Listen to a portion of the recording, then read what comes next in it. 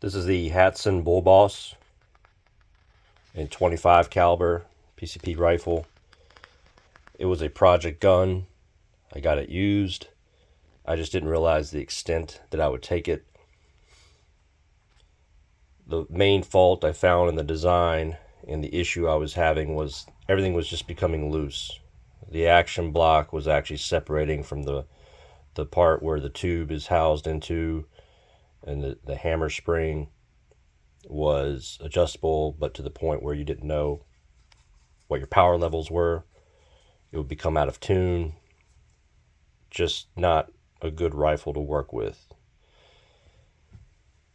The top rail was proprietary before, was not an actual specification 1913 Picatinny rail. It would be kind of halfway in between some other spec, I don't know. It was only held into the action by one screw, which I found lacking. When you cock it, all this wants to twist to the side and torque when you cock it. So I put in a blank that was actually slightly higher than the factory one to get the scope up to the eye level better, and I drove in another screw, tapped it into the action. So now you have 2 points right here to keep the rail in check. It's far better, far stiffer. It's the way it should have been. A lot of work, a lot of cutting, drilling. The shroud usually would extend all the way out past here.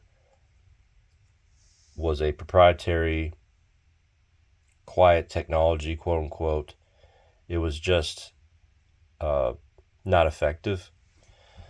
I cut the shroud off, and there's an O-ring here, and that keeps the barrel centered, and that's a conventional quality moderator with baffles to keep the blast in check. The safety was, and a lot of people do this, cut to keep it from going into safe each time you cock it. That's not acceptable, so it's a manual safety now. So I actually had to ramp where it slides under because it was catching. I had to fix that. I took the whole action apart, everything.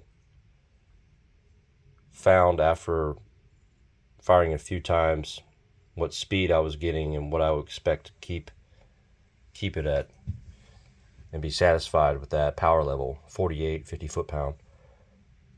I actually put a spacer in the hammer where the hammer adjustment screw falls into, and I Loctited it into that setting.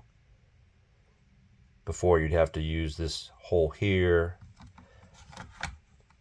drive the lever back until you found another hole that's past it to hold the hammer from spinning, put in a long hex key here and rotate it one direction or another. When you do that, you have no idea if you're spinning the screw as you're even trying to find the screw. Was not working.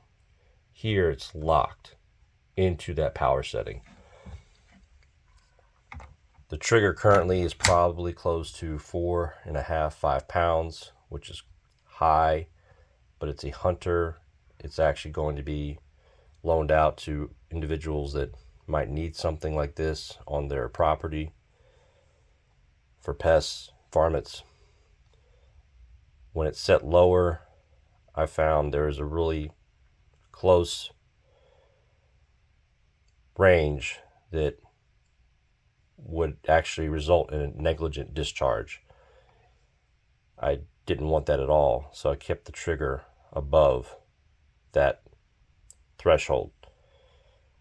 It's a unpleasant rifle to shoot, as with many cheaper rifles, there's a loud hammer ping.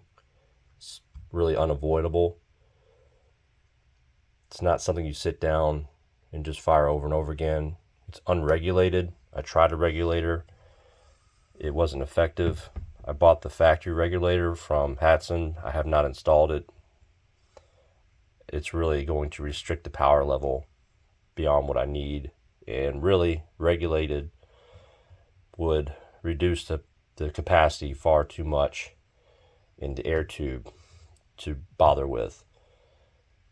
At the power levels I'm getting, it's roughly 2 magazines, 2 9-round magazines full before you have to recharge it, which is acceptable for what it is, because it's not meant to go out days on end before recharge. It's just a simple air rifle from Turkey. This rail, again, took a long time to get it the way I wanted, but it actually is far better than what the factory setup was, all because of that one screw. Hatsan Bullboss, highly modified, even with a magnet underneath the cocking lever.